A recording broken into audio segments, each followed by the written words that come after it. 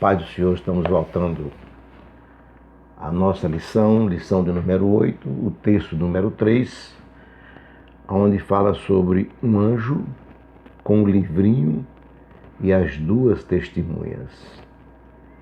Está embasado no capítulo 10, do versículo 1 ao 11 e o capítulo 14. Nós temos mais aqui uma passagem parentética, né? No capítulo 10, versículo 1 a capítulo 11 e 13. Então aqui destaca dois eventos simultâneos.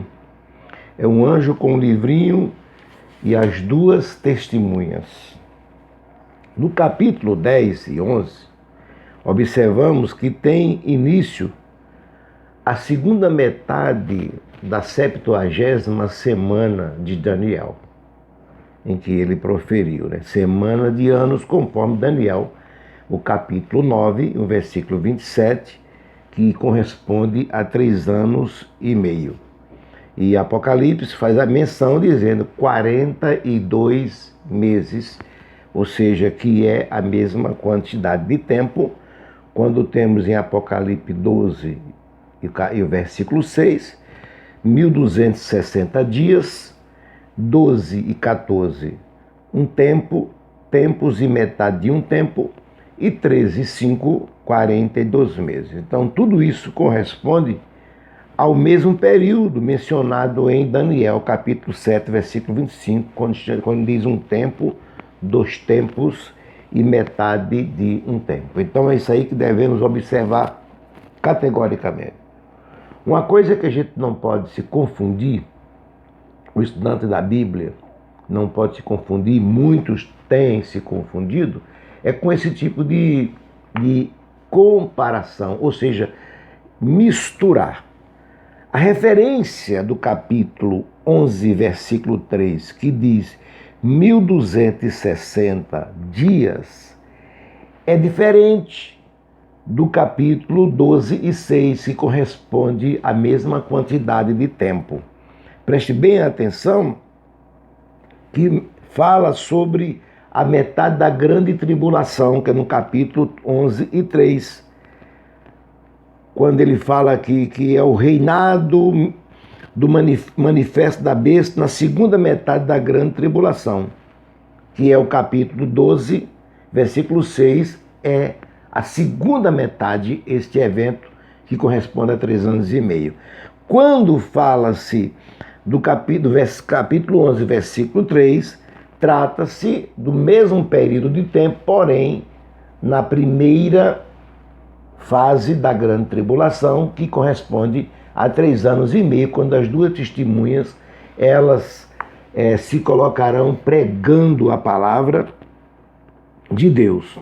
Então a dificuldade aqui a gente tem que assimilar para não se enganar, porque é a mesma quantidade de tempo, sendo que uma é na segunda metade e a outra na primeira. Os 7 trovões, é muito importante que foi dito a João que ele guardasse e não escrevesse o que os trovões falaram, é algo fora do comum. Então é a única parte de Apocalipse que foi selada e não foi permitida que a gente soubesse. Quando fala sobre o mistério de Deus, há tantas coisas que a gente almeja saber, por isso que muitos caem em especulações, que não devemos partir para especulações, é por causa disso. Vai aparecer muitas e muitas coisas, mas isso só no tempo de Deus. Quando se refere ao livro, que foi dito a João que pegasse o livro e comesse, nós vimos a mesma coisa aconteceu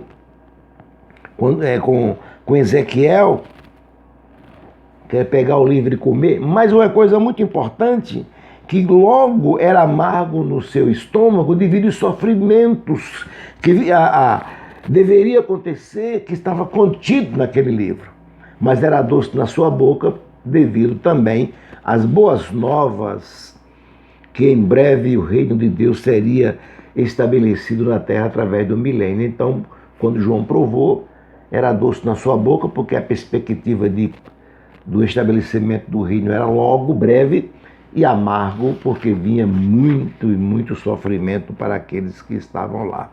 Então, João teve essa experiência, como também Ezequiel esteve. A captura de Jerusalém pelo anticristo foi dado aqui um caniço, um tipo de vara. E quando se fala em vara, fala-se em correção. E o ato de medir na Bíblia fala de castigar. E nós vimos isso aqui em Lamentações, 2 Samuel e no Salmo 60, versículo 6. Aí aparece agora as duas testemunhas que têm sido debatido, questionado por esses dias. Um professor, ele disse que as duas testemunhas, que eles questionaram quem são, que alguém disse que tem que ser Moisés e Elias, ou Enoque e Elias, que tem que descer para morrer novamente.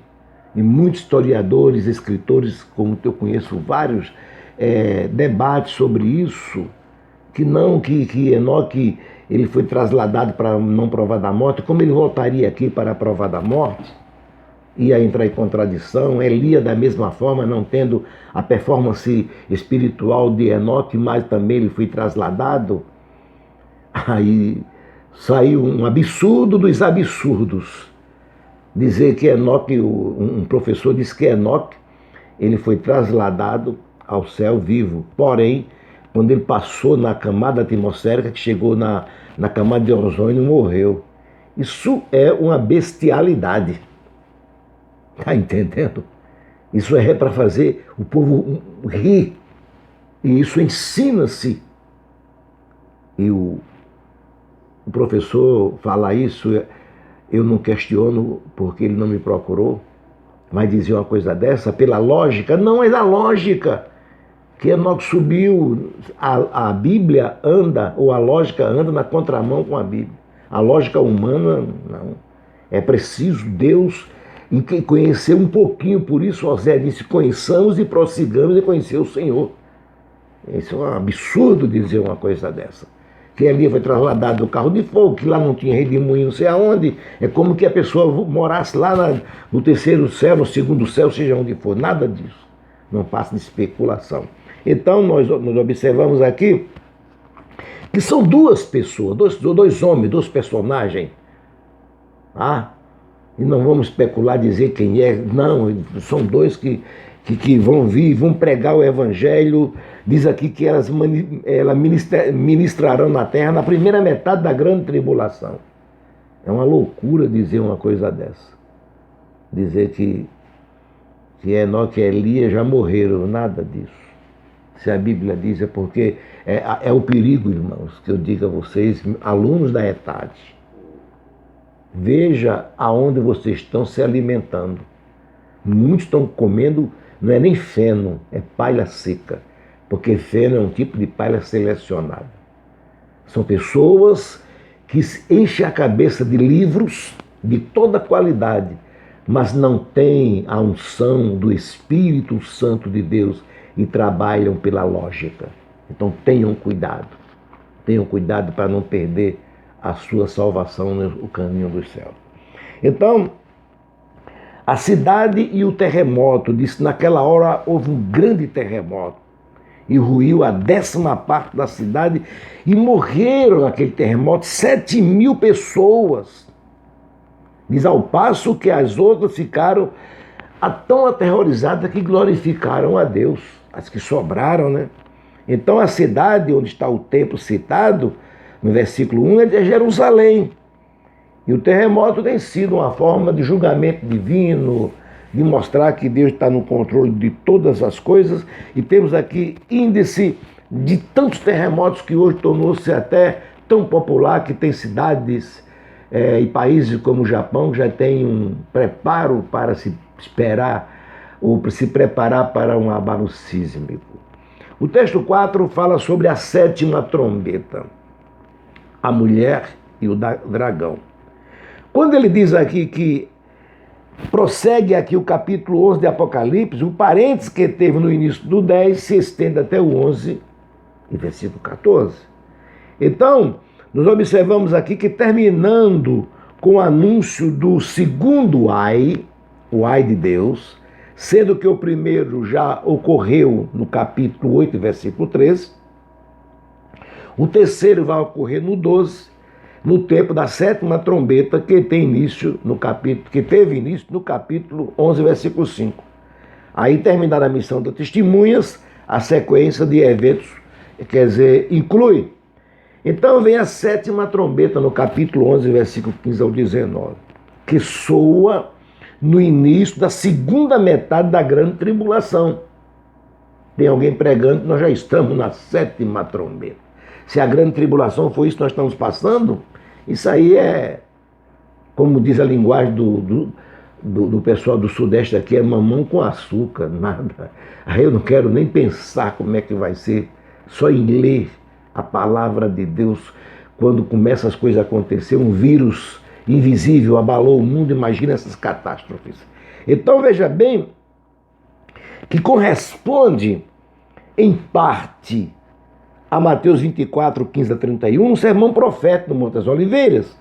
E são os últimos 3 anos e meio chamado a grande tribulação, porque o primeiro foi de falsa paz. Mas agora não. O anticristo vai exigir adoração, os judeus vão romper com eles e terão automaticamente, duramente, o início da segunda parte da grande tribulação. Diz aqui que alguns estudiosos pensam que esta sétima trombeta seja equivalente à última, de 1 Coríntios 15, 52. Não. Esta de que estamos estudando é a última da série de 7, ligada aos gentios e judeus. Ao passo que a última de 1 Coríntios tem a ver com a igreja por ocasião do seu arrebatamento antes da grande tribulação. Volto a abrir um parênteses e dizer, estude, mas também tenha uma vida de oração e unção do Espírito Santo para que você possa entender estas coisas. As demais trombetas do capítulo 11, versículo 15, é a última desta série de eventos. Então, não tem nada a ver uma coisa com a outra.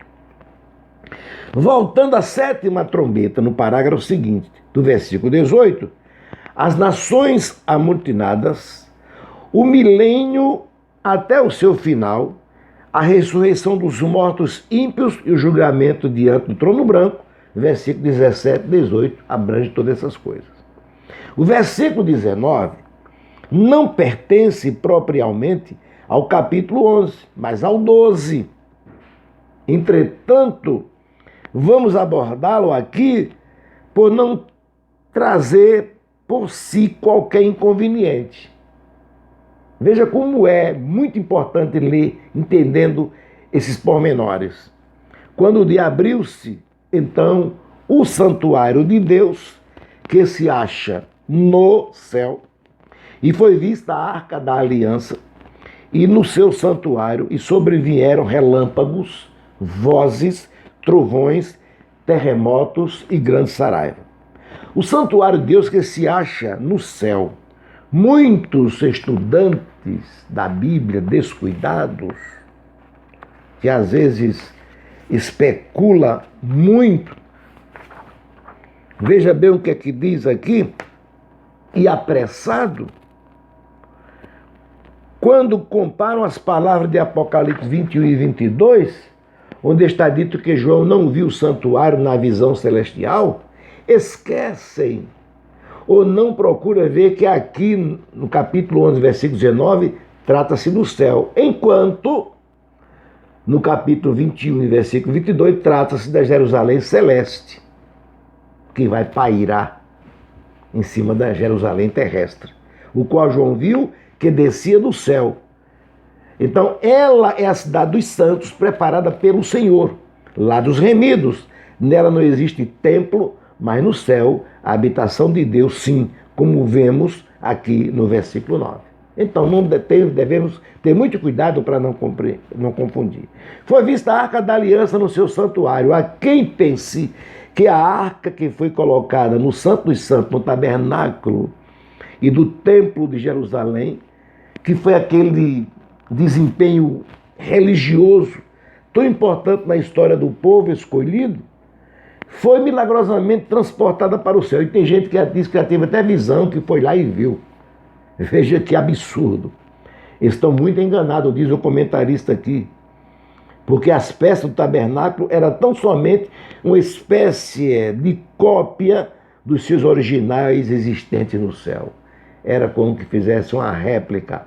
Não se pega, por exemplo, um troféu, quando ele é muito importante, é efêmero daqui da terra, mas é importante. Aí faz uma réplica que passa pela mão do povo, que na Copa do Mundo, nos grandes desfiles, nos grandes Jogos Olímpicos e por aí vai. É mais ou menos a semelhança, sim. Então no céu está o original. A mulher vestida de sol e o dragão devorador, isso tem causado um pânico, porque diz que viu-se grande sinal no céu. Trata-se de um sinal, de um símbolo, não realidade.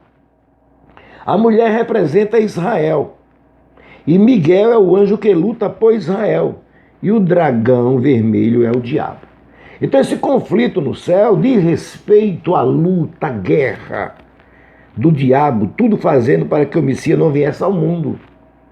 Esse conflito está lá em Gênesis, também nos Evangelhos, quando parecia que tudo estava certo e o inimigo ia vencer, vem aqui as conclusões que Deus é o nosso grande e invencível vencedor.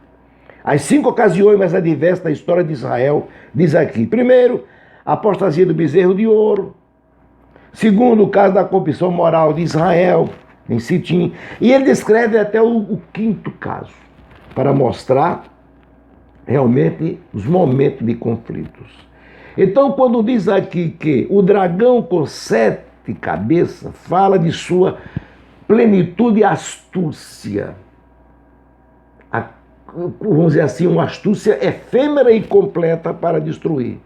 10 chifres representam o seu imenso poder. 7 diademas, seu imenso domínio.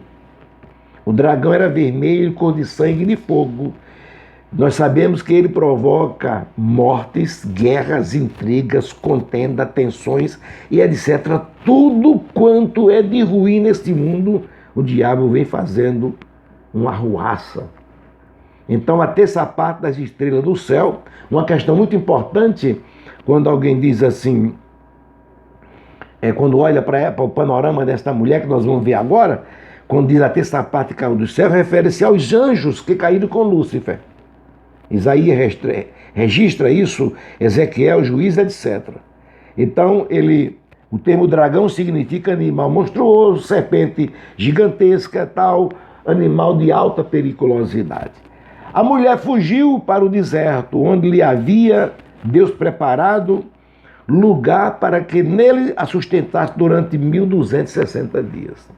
Veja bem, comparando o final do versículo 5 com o versículo 6, nós observamos aqui a narrativa, não há qualquer intervalo de tempo entre a ascensão de Jesus ao céu e a fuga de Israel para o deserto. A gente está olhando assim. Ocorre que, com a ascensão de Jesus ao céu, no versículo 5, teve início o intervalo de tempo da igreja. Lendo assim, acha que foi tudo simultâneo, mas não. É como se o relógio tivesse, um cronômetro estivesse aqui e ele travasse. E entrou agora o período da igreja, o tempo dos gentios, que é o período que fica entre a 69ª e a 70ª semana, que é um tempo indeterminado. Lembrando que, para o povo de Israel, Deus disse, está determinado sobre ti e tal, que você vai lá para a Babilônia, vai ser escravo, e determinou tudo 70 anos. Quando os discípulos perguntaram, neste tempo, ele disse para vocês, não compete tempo e época. Então a igreja é totalmente diferente de Israel. A igreja é formada de judeus e gentios. Não existe o quarto povo. Só existe judeus, gentios e igreja. Então, desse mesmo modo, diz no parágrafo seguinte, quando trata de Israel na 70ª semana, a Bíblia não menciona a igreja, quando sabemos que há um longo intervalo entre uma e outra. A mulher fugiu para o deserto. Isso é reiterado no versículo 14. A duração de tempo ali é 3 anos e meio, os últimos da grande tribulação. Então, versando sobre a grande tribulação, a palavra de Deus diz: naquele tempo será salvo o teu povo. Isso é uma alusão ao estudo tratado aqui em Apocalipse 12, o capítulo todo, que é sobre o escape de Israel para o deserto, sobre a perseguição destruidora do anticristo, que você vai aprender isso no meio, na parte escatológica, o curso de escatologia bíblica. Então observamos aqui que Miguel é mais uma vez mencionado como anjo guardião de Israel.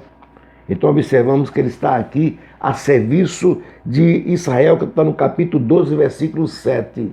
Então dizer que Miguel está ali é conversa fiada. Ele está cuidando de Israel. Sobre Satanás, muitas coisas é revelada a seu respeito aqui. Seus principais títulos aparecem como, veja bem, dragão, antiga serpente, diabo, Satanás, sedutor, acusador. Então, são esses nomes atribuídos a Satanás. Por esta razão, ele diz aqui que então a serpente arrojou da sua boca atrás da mulher água como um rio, a fim de fazer que com ela fosse arrebatada. Isso representa a grande destruidora perseguição. Água tem a ver com homens, tropas, nações, e tem o mesmo sentido de dilúvio em Daniel. A terra, porém, socorreu a mulher, a terra abriu a boca e engoliu o rio, o dragão tinha arrojado a sua boca. Isso já aconteceu no passado, quando a terra se abriu e engoliu vivos rebeldes que se levantaram contra a Moisés. Então isso devemos observar que não é coisa nova. Quem serão restantes mencionados neste versículo, 144 mil selados, que todo mundo se preocupa? São judeus, restantes de sua descendência, que creram pelo testemunho dos 144 mil, os que restaram na terra de Israel. Então, esses restantes são aqueles que se converteram através da pregação dos 144 mil, que não vai dar tempo a gente falar, se prender a este assunto devido ao tempo. Então, que Deus assim continue abençoando a cada um dos irmãos. Estude a palavra de Deus e qualquer dúvida pode entrar em contato. Estou aqui a serviço de Deus, dos irmãos. E um abraço. Se você ainda não é aluno da ETAD, se matricule. Se inscreva neste canal mesmo. Procure outros amigos seus para escrever, deixar seu like. Para quê, pastor? Para que alguém seja abençoado por esta palavra. Que Deus assim o abençoe, que Deus nos ajude e a paz do Senhor. Amém?